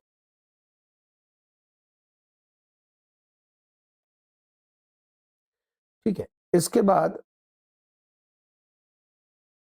जनरल एक्सपेंस, ठीक लग रहा है, कोई दिक्कत नहीं है। सेल्स है, क्लोजिंग स्टॉक है, ग्रॉस प्रॉफिट इधर से इधर आ गया है। देखिए यूटीआई की इनकम क्या है, एक तरह से डिविडेंड होता है, म्यूचुअल फंड से इनकम आ रही है। ये कहां टैक्सेबल होना चाहिए? IFOS। यहां नहीं होना चाहिए, PGBP नहीं होना चाहिए, IFOS होना चाहिए। अभी हम PGBP निकाल रहे हैं, हाउएवर टोटल इनकम में तो ये भी आएगा, लेकिन अभी तो इसका कोई रोल नहीं है, ये तो नहीं होना चाहिए। जब क्रेडिट आइटम आप हटाएंगे, उसके बाद दोबारा प्रॉफिट को कैलकुलेट करेंगे, तो प्रॉफिट डिक्रीज हो जाएगा, बिकॉज क्रेडिट आइटम से ही प्रॉफिट आता है। क्रेडिट हटा दिया तो प्रॉफिट डिक्रीज हो जाएगा। तो 2,400 रुपए हम यहां लेस करेंगे, किस नाम से लेस करेंगे? माइनस इनकम फ्रॉम यूटीआई 2,400, ठीक है, एज टैक्स्ड एज IFOS, क्योंकि ये IFOS में टैक्सेबल होगा इसलिए। तो आप ब्रैकेट में अपनी भाषा में कुछ और भी लिख सकते हैं, since it is taxable under the head IFOS, since it is taxable under the head IFOS, it will be taxed under the head IFOS separately. It is not treated as business income, it is taxable under IFOS। जो दिल करे, जो भी इसका आपको explanation डालना है, वो ब्रैकेट में थोड़ा सा शॉर्ट में ब्रीफ करके लिख दीजिएगा, ठीक है। चलिए, डेबिट और क्रेडिट हमने पूरा समाप्त कर दिया। अब क्या सिखाया था? एडजस्टमेंट। एडजस्टमेंट देखिए यहां मैंने 2 ही क्वेश्चन दिए हैं, ये फुल फ्लेज्ड, लेकिन घबराइए नहीं, जब हम असेसमेंट ऑफ इंडिविजुअल करेंगे तो उसमें हम प्रोविजन करते ही नहीं है। चैप्टर आएगा असेसमेंट ऑफ इंडिविजुअल, उसमें प्रोविजन जैसा कुछ नहीं है, वो है कि आप पूरे सिलेबस को मर्ज करके क्वेश्चन बनाया हुआ, तो हमें वहां से प्रैक्टिस क्वेश्चन ही करना है। उसमें आपको सैलरी के क्वेश्चंस भी कराऊंगा, हाउस प्रॉपर्टी भी, कैपिटल गेन भी, PGBP भी, वहां ढेर सारे क्वेश्चन होंगे। मेन एग्जाम में वो क्वेश्चन आते हैं, जो फुल फ्लेज्ड क्वेश्चन एक आता है, वो वहां से असेसमेंट ऑफ इंडिविजुअल HUF का। अब एक एक एडजस्टमेंट को ध्यान से समझिएगा, इसमें सिखाया नहीं जा सकता है, इसमें आप खुद से माइंड अप्लाई कीजिए, इसमें आप खुद से माइंड अप्लाई करेंगे, सिखाया नहीं जा सकता है। मैं सिखाऊंगा तो सेम एडजस्टमेंट तो एग्जाम में आएगा नहीं, एडजस्टमेंट बदल के आएगा, तो सिखाने का फायदा नहीं है, लॉजिक लगाने की कोशिश कीजिए। लिखा है कि ये पाया गया कि कुछ स्टॉक ओमिटेड है, मतलब वो स्टॉक को कम लिखा गया है, स्टॉक कम डेबिट किया गया है ओपनिंग में और कम क्रेडिट किया गया है क्लोजिंग में। भाई क्लोजिंग स्टॉक क्रेडिट होता है, ओपनिंग स्टॉक डेबिट होता है। 9,000 से ओपनिंग स्टॉक कम लिखा गया, यानी आपके हिसाब से 90,000 की जगह 99,000 होना चाहिए। अब इमेजिन करना है आपको कि अगर 9,000 एक्स्ट्रा डेबिट हो जाए तो प्रॉफिट पे क्या प्रभाव पड़ेगा। अगर डेबिट यानी खर्चा, खर्चा अगर और मैं लिख दूंगा 9,000, तो प्रॉफिट पे क्या फर्क पड़ेगा? गिर जाएगा। तो 9,000 से प्रॉफिट को घटाना है, और क्लोजिंग स्टॉक मतलब क्रेडिट, क्रेडिट 18,000 और मैं लिख दूं, क्रेडिट से प्रॉफिट बढ़ता है, तो क्रेडिट में 18,000 कम लिखा गया है क्लोजिंग स्टॉक, अगर मैं 18,000 और लिख दूं तो प्रॉफिट बढ़ जाएगा। तो मुझे 9,000 से प्रॉफिट को बोलिए कम करना है और 18,000 से प्रॉफिट को बढ़ाना है। तो मैं यहां लिखूंगा ओपनिंग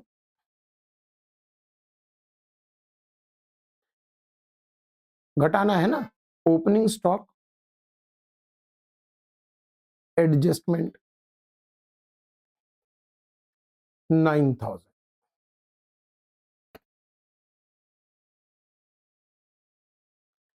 और क्लोजिंग स्टॉक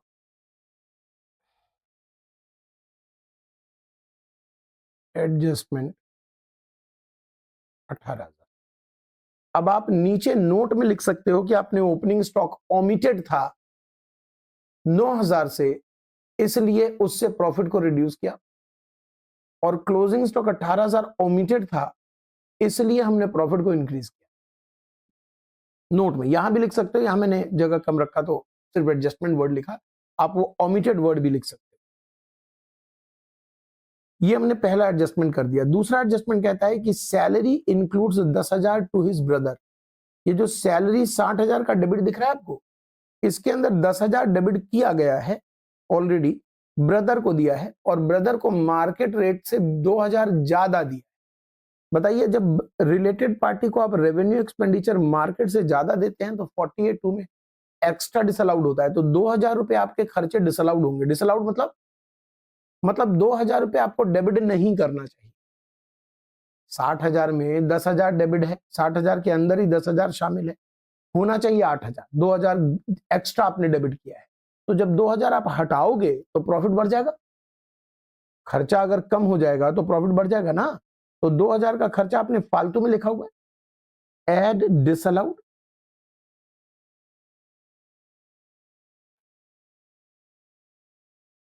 अंडर सेक्शन 48(2) 2,000। अब यहां पर आपको स्टेटमेंट यहां पर एक मेंशन करना पड़ेगा। स्टेटमेंट मैंने लिखा नहीं, मैं बोल देता हूं, unreasonable amount having regard to the market value to related party. Language बदल लो, payment to related party in excess of market value. Language फिर बदल सकते हो, यानी लैंग्वेज तो एग्जाम में रट के जा नहीं सकते आप, प्रोविजन रटोगे, लैंग्वेज तो रट नहीं सकते। तो लैंग्वेज के लिए आपको खुद बनाना पड़ेगा, रेवेन्यू पेमेंट या सैलरी पेड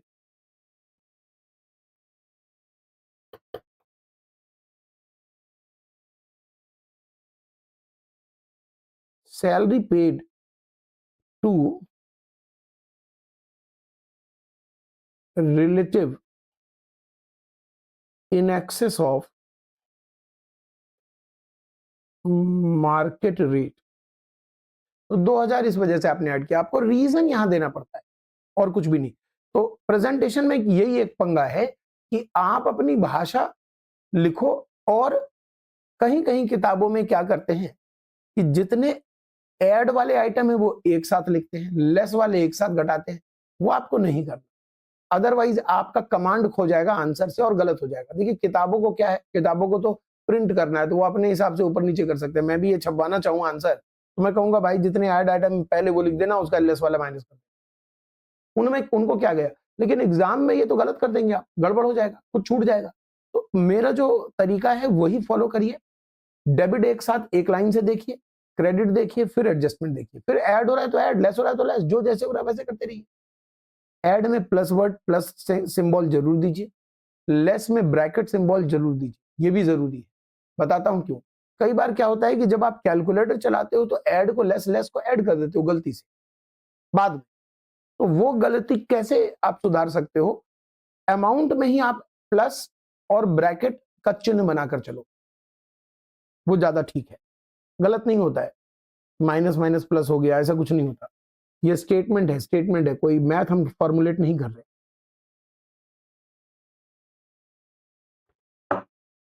कह रहे हैं कि प्रिंटिंग और स्टेशनरी का सारा पेमेंट एक बार में मिस्टर रमेश नाम के आदमी को कैश में किया है। प्रिंटिंग स्टेशनरी 23,200 है, क्या आपने 10,000 के ऊपर कैश पेमेंट कर दिया, सारा डिसअलाउड हो जाएगा। 23,200 डिसअलाउड होते ही प्रॉफिट क्या हो जाएगा, बढ़ जाएगा। भाई 23,200 को इरेज करना है क्योंकि वो डेबिट नहीं होना चाहिए, तो जैसे ही इरेज करेंगे प्रॉफिट बढ़ जाएगा। ऐड करेंगे,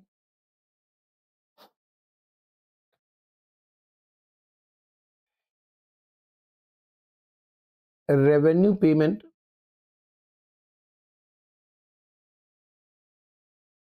एक्सीडिंग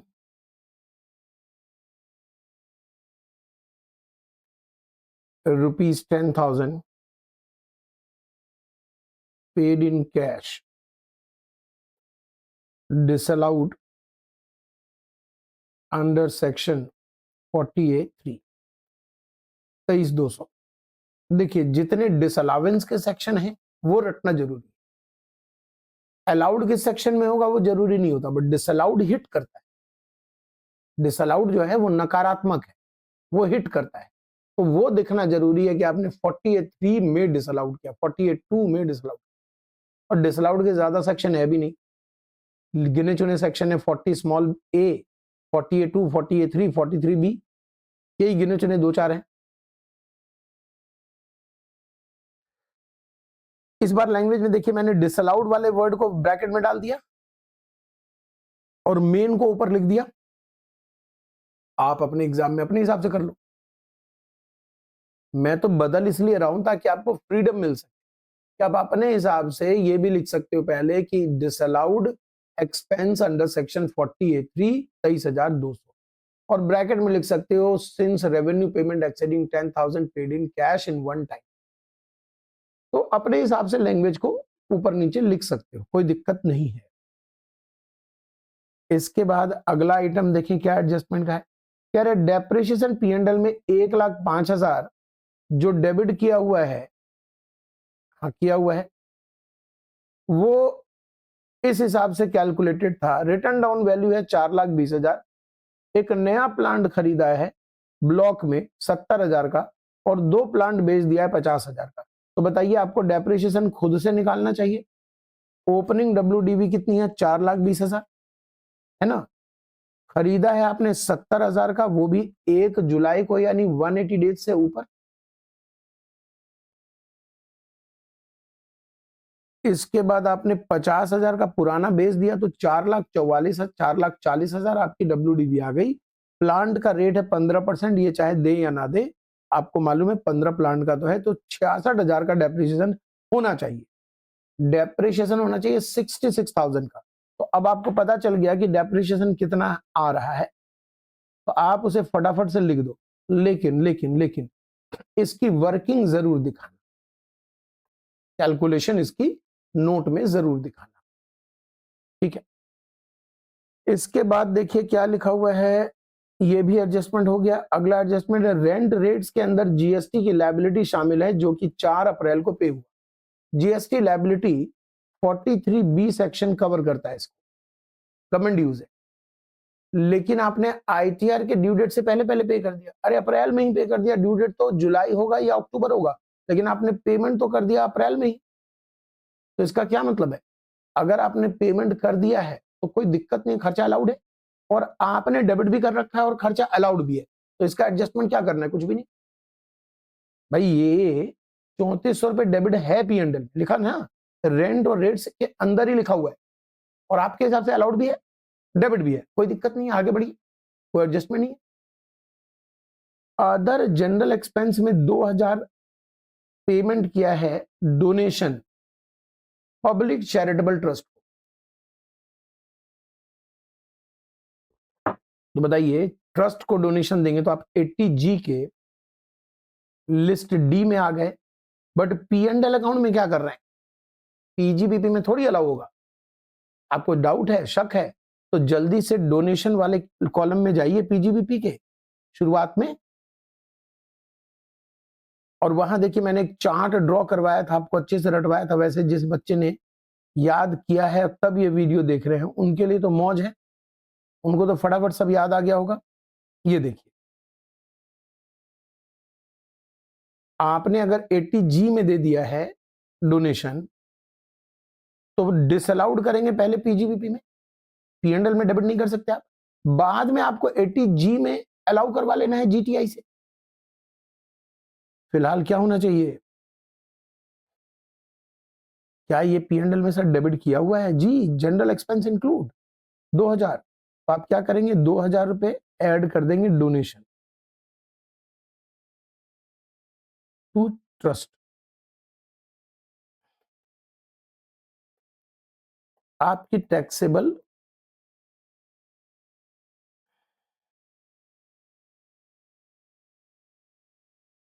PGBP आ गई।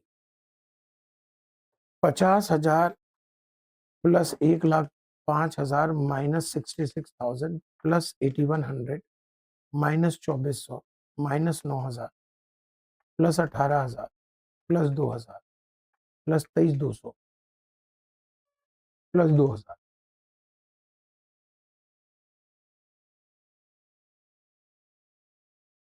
1,30,900 ये आपकी PGBP कैलकुलेट कर ली गई है, 1,30,900। अब इन्होंने आपसे कोई सफाई एडजस्टमेंट मांगा नहीं है, बोला है कि प्रेजम्पटिव रेट से भी निकाल के दे दो, जनरल रेट से भी, नॉर्मल प्रोविजन से भी निकाल। तो आपको दोनों प्रोविजन से निकाल के छुट्टी पाना है।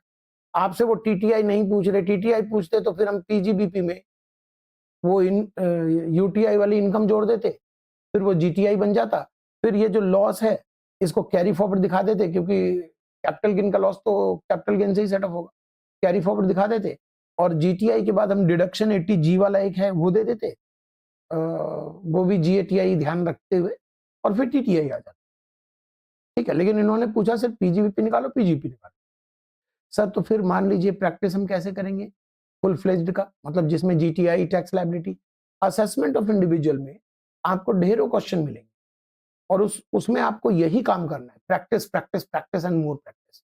पूरे सिलेबस की फुल फ्लेज्ड प्रैक्टिस करना है असेसमेंट ऑफ इंडिविजुअल, जिसमें PGBP, salary, capital gain, house property, deduction, clubbing, set of सब आएगा, एक एक क्वेश्चन में ही सब आएगा। एक आखिरी क्वेश्चन देखिए, मैं ये नहीं कह रहा कि मैंने PGBP के सारे अच्छे अच्छे क्वेश्चंस करा दिए, बहुत सारे क्वेश्चन मैंने असेसमेंट ऑफ इंडिविजुअल के चैप्टर में रखे, तो घबराइए नहीं, वो भी करेंगे। जैसे एक क्वेश्चन आता है PGBP में, वो P&L ना देके कैश बुक दे देते हैं, और कैश बुक से कहते हैं कि आप PGBP निकालो। तो जब cash book receipt payment, cash book यानी रिसीट पेमेंट, तो जब कैश बुक आपको दिया रहे तब कैसे PGBP निकलेगा, वो सब हम सीखेंगे। तो आप ये मत समझिए कि ये पेंडिंग हो गया, रह गया, वो सब सीखेंगे असेसमेंट ऑफ इंडिविजुअल के चैप्टर। यहां पर एक राजू मैन्युफैक्चरर है, उसके ट्रेडिंग P&L अकाउंट दिए हुए हैं, कुछ एडजस्टमेंट दिया हुआ है, और कह रहे हैं कंप्यूट करिए टोटल इनकम, इस बार टोटल इनकम निकलवा रहे हैं, और इग्नोर कर दीजिए 40A डिसअलावेंस। अभी आपने पढ़ा ही नहीं तो इग्नोर क्या करोगे, वैसे इग्नोर हो गया। ये सेक्शन कहता है कि जो इनकम एग्जम्प्ट है उसके खर्चे भी अलाउ नहीं होने चाहिए। सेक्शन 10 में बहुत सारी इनकम एग्जम्प्ट है, अपने एग्जम्पशन में पढ़ा है। तो ये कहता है कि जो इनकम एग्जम्प्ट है उनके खर्चे भी अलाउड नहीं होने चाहिए, तो ये तो हम भी लॉजिकली जानते हैं। ओके, आपको डेप्रिसिएशन में एडिशनल डेप्शन भी नहीं निकालना, इग्नोर कर, ठीक है, हमें क्या दिक्कत है। चालू हो जाते हैं। अब मैं इस बार नरेशन नहीं लिख रहा, सबसे पहले फोटोकॉपी करा लिया, net profit 5 lakh, 5 lakh, okay, opening ठीक है, रॉ मटेरियल ठीक है, वेजेस ठीक है, ग्रॉस एडमिन ठीक है, GST पेनल्टी, देखिए पेनल्टी हम किसी की भी अलाउ नहीं करते, पेनल्टी तो हम अलाउ नहीं करते ना, पेनल्टी अलाउ नहीं होता। एक पेनल्टी सिर्फ अलाउड होता है, वो है ब्रीच ऑफ कॉन्ट्रैक्ट की पेनल्टी, जो धंधे में लगाई जाती है। GST ठीक है, जनरल एक्सपेंस ठीक है, interest on loan machine term loan पर है, मतलब मशीन पे लोन लिया है उसका कुछ है, ठीक है। डेप्रिसिएशन क्या सिखाया आपको, पहले ऐड कीजिए, क्या उसके बाद आपको जगह खाली छोड़ देना चाहिए, यस, ताकि भूल ना जाए। कई बार क्या होता है कि डेप्रिसिएशन नीचे कोई जानकारी ही नहीं दी रहती, कई बार नहीं, कभी कभी होता है, कभी कभी ऐसा एग्जाम देखा है मैंने क्वेश्चन जिसमें उन्होंने डेप्शन दे दिया, P&L में 2 लाख मान लीजिए डेप्शन है, नीचे डेप्शन से रिलेटेड कुछ भी नहीं दिया। तो कुछ जो दोगे नहीं तो हम इनकम टैक्स का डेप्शन निकालेंगे कैसे? नहीं निकाल पाएंगे। तो कई बार बच्चा भूल जाए, ऐड करके छूट गया। ऐसे में ये खाली जगह जब रहेगा ना तो आपको याद रहेगा कि अरे यार डेप्रिसिएशन तो रह गया, नीचे कहीं दिया नहीं, अब क्या करें? तो ऐसे में आप एक नोट डाल के ये लिख दीजिए कि हम मानते हैं कि जो बुक्स के डेप्शन है वो इनकम टैक्स के हिसाब से निकले, और वही 2 लाख जोड़ भी दिया, वही 2 लाख माइनस भी कर दिया। तो एक हैबिट बन जाएगी कि हम डेप्शन को ऐसे ही सॉल्व करेंगे। सेल ठीक है, क्लोजिंग ठीक है, ग्रॉस प्रॉफिट ठीक है। देखिए ये अदर सोर्सेज का आइटम है और ये तो कहीं का भी आइटम नहीं है, ये तो एग्जम्प्ट है। तो ये दोनों चीजें बेकार है, ये दोनों चीजें आपको क्या करनी चाहिए? हटानी पड़ेगी। हालांकि 15,000 जो है वो बाद में IFOS में जुड़ेगा भी, लेकिन एग्रीकल्चर तो जुड़ेगा भी नहीं, वो तो एग्जम्प्ट ही हो गया। अज्यूम करना पड़ेगा कि इंडिया में अर्न किया, तो ये नोट में डाल दीजिएगा आप। पहला एडजस्टमेंट कहता है कि एडमिनिस्ट्रेशन चार्जेस में 46,000 कमीशन दिया अपने भाई को और मार्केट रेट है 36,000, तो बताइए कितना एक्स्ट्रा है? 10,000। किस सेक्शन में डिसअलाउड होता है? 48(2). आप यहां 10,000 क्या करोगे? ऐड कर दोगे, डिसअलाउड। करेक्ट। 33,000 का कैश दिया है ट्रांसपोर्ट कैरेज को, ट्रांसपोर्ट कैरियर को, और ये पैसा जो है ये मैन्युफैक्चरिंग के खर्चे में शामिल है और TDS वगैरह इसमें एप्लीकेबल था नहीं। 33,000 कैश, आप कितना कैश दे सकते हो ट्रांसपोर्टर को? 35,000। तो क्या ये गलत है? नहीं। क्या ये ठीक है? हाँ। और ये डेबिट है? हाँ ये डेबिट है, तो इग्नोर कीजिए, फिर सब ठीक। 4,000 पर मंथ की सैलरी आप दे रहे हैं स्टाफ को पूरे साल, और उसे आपने बुक्स में रिकॉर्ड नहीं किया। ये बड़ा डेंजरस क्वेश्चन है। डेंजरस चिन्ह कैसे बनाते हैं? ऐसे, ऐसे बनाते हैं ना, ऐसे खोपड़ी बना देते हैं। ये बहुत डेंजरस क्वेश्चन, डेंजरस एडजस्टमेंट। क्यों? आपको देखने में सिंपल लग रहा है कि यार ये 48,000,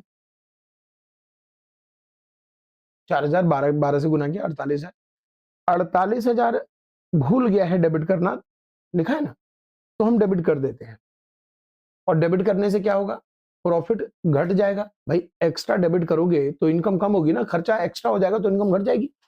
तो 48,000 यहां से माइनस हो जाना चाहिए, ऐसा मन करेगा, जबकि होगा इसका उल्टा।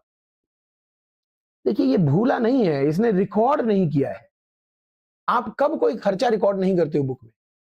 देखो बुक में खर्चा रिकॉर्ड तो आप जानबूझ के कोई पागल ही होगा। खर्चा रिकॉर्ड करने से आपकी इनकम कम होती है, मानते हैं? लोग बेईमानी करने वाले खर्चा करते हैं 10,000 तो रिकॉर्ड करते हैं 15,000, बेईमान लोग। और भाई साहब ने 48,000 जो कि हर महीने दे रहे हैं स्टाफ को, एक पेमेंट है भी नहीं, सिंगल पेमेंट नहीं है। सिंगल पेमेंट में मैं उम्मीद करता हूं कि कई बार स्किप हो जाता है।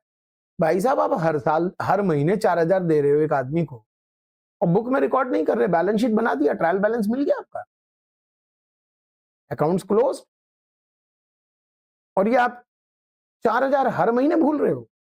आप भूल रहे हो नहीं, आप रिकॉर्ड नहीं कर रहे हो। क्यों? आपने जब रिकॉर्ड नहीं किया तो इसका मतलब ये पैसा आपने ब्लैक वाला यूज किया है। अगर गल्ले से व्हाइट मनी से पे कर रहे होते और रिकॉर्ड नहीं करते हर महीने, ट्रायल बैलेंस बैलेंस शीट मिलता कैसे? आपने हर महीने नहीं रिकॉर्ड किया, ये इंटेंशनली है। और ये तभी पॉसिबल है जब आप अपने ब्लैक मनी से पेमेंट करें। अगर ये पकड़ा गया कि किसी को आपने 4,000 पर मंथ दिया है हर महीने और बुक्स में वो आपके रिकॉर्ड में नहीं दिख रहा है, तो ये आपके लिए काला धन बन जाता है। इनकम को निकालते समय हमें 48,000 काला धन के नाम से जोड़ना पड़ेगा। क्योंकि आप पे पैसे थे वो आपने दिए, वो पैसे तो पता है रिकॉर्ड नहीं आया क्योंकि खर्चा रिकॉर्ड नहीं हुआ। कोई बच्चा कहेगा सर चलो ठीक है, माना कि 48,000 मेरे पास ब्लैक था, आपने मान ली मेरी इनकम, लेकिन अब आप 48,000 खर्च भी तो किया, वो भी लेस कर दो। ब्लैक मनी के अगेंस्ट कोई भी खर्चा नहीं घटता, तो ये खर्चा तो घटेगा ही। तो 48 जुड़ा ही रह गया। जैसे मान लीजिए आपने घूस से पैसे कमाए, ब्लैक मनी रखा, उससे खर्च कर दिया, तो जब पकड़ में आएगा तो इनकम आपकी जुड़ेगी, खर्चा थोड़ी ना ध्यान रखेगा। तो ये एडजस्टमेंट बड़ा डेंजरस है। ठीक है, बैंक टर्म लोन का ब्याज आपने 31 मार्च 25 को पे किया है, ठीक है, ईयर एंड तक कर दिया है 20,000, और बैलेंस आपने अक्टूबर 25 में पे किया है। अब इनके ड्यू डेट्स क्या है ये देखना पड़ेगा। मेरे ख्याल से इनके ड्यू डेट्स तो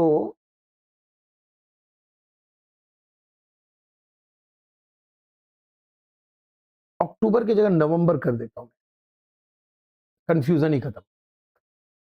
तो बताइए, जो ब्याज है, ब्याज 60,000, जिसमें से 20,000 रुपए आपने ड्यू प्रीवियस ईयर में पे कर दिया, और 40,000 रुपए आपने कब पे किया? ड्यू डेट के बाद, आईटीआर के ड्यू डेट के बाद। तो ये सेक्शन कौन सा लग जाएगा? 43B, और कितना डिसअलाउड हो जाएगा? जो आपने ड्यू डेट के बाद पे किया, यानी 40,000। 40,000 आपका खर्चा डिसअलाउड हो जाएगा, लेकिन इसके लिए मुझे क्वेश्चन को थोड़ा चेंज करना पड़ा। सर अगर अक्टूबर होता तो? अक्टूबर होता तो ड्यू डेट भी मैं अक्टूबर मान लेता, क्योंकि इनके ऑडिट्स वगैरह मुझे रिक्वायर्ड दिख रहे हैं, प्रेजम्पटिव टैक्सेशन है नहीं। तो जब ऑडिट रिक्वायर्ड है तो 31 अक्टूबर ड्यू डेट है, ड्यू डेट के अंदर पे किया तो कुछ भी डिसअलाउड नहीं होगा। यानी यहां अगर अक्टूबर रखा जाए तो कुछ भी डिसअलाउड नहीं होगा, नवंबर रखा जाए तो फिर डिसअलाउड हो जाएगा। बस इतनी सी बात। हाउसिंग लोन प्रिंसिपल रीपेमेंट 50,000, और वो रेजिडेंशियल प्रॉपर्टी को लेकर है, इंटरेस्ट है 23,000, लोन कैनरा बैंक से लिया था। These amount were not deal with the P&L account given above. तो भाई साहब ये तो पर्सनल खर्चे हैं, अगर ये P&L में डेबिट होता तो हम डिसअलाउड करते, ये तो डेबिट नहीं किया तो अच्छा किया। अब इसका ट्रीटमेंट क्या करेंगे? देखिए, 80C निकालने में मैं 50,000 का डिडक्शन दूंगा, और इनकम फ्रॉम हाउस प्रॉपर्टी निकालते समय निगेटिव 23,000 रुपए शो करूंगा लॉस, क्योंकि ये सेल्फ ऑक्यूपाइड मकान है, ऑक्यूपाइड बाई हिम।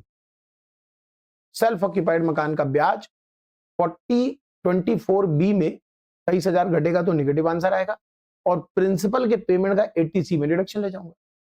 डेप्रिसिएशन कहते हैं कि ओपनिंग WDV 12 लाख है। यह भी बड़ा इंटरेस्टिंग क्वेश्चन है, यहां पर अक्सर बच्चों ने गलती किया है। मैं सही बताऊं तो यह क्वेश्चन 2 दफा 10 ईयर्स में आया हुआ है, थोड़ा बहुत अमाउंट बदल के। बच्चों की गलती क्या होती है? बच्चा देख रहा है ओपनिंग 12 लाख है, addition during the year use for more than 180 days 2 lakh, total addition during the year 4 lakh.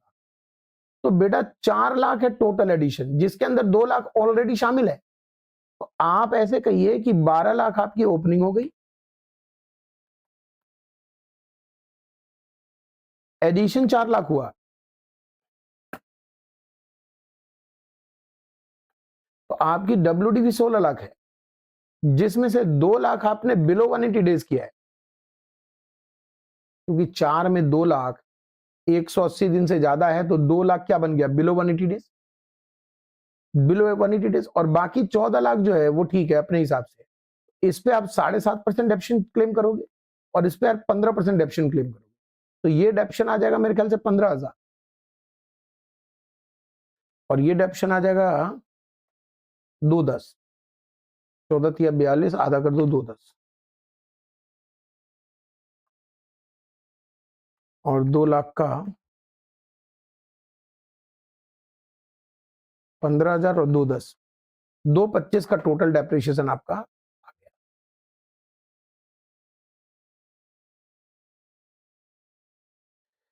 चलिए, इसके बाद कुछ है नहीं, आपको टोटल इनकम निकालनी है, हम टोटल इनकम बाद में निकालेंगे, पहले PGBP निकालें। 5 lakh plus 5,000 plus 2 lakh minus 225 minus 15,000 minus 1,80,000 plus 10,000 plus 48,000 plus 40,000 383,000 ये पीजीबीपी आ गया 383,000। हाउस प्रॉपर्टी का लॉस आ गया, आईएफओएस में आ गया वो अपना डिविडेंड, फिर जीटीआई आ गया और जीटीआई से टीटीआई में आपने क्या दिया है 80 50,000 बस। ठीक है जी, तो पीजीबीपी इतना ही ठीक है, प्रैक्टिस कीजिए।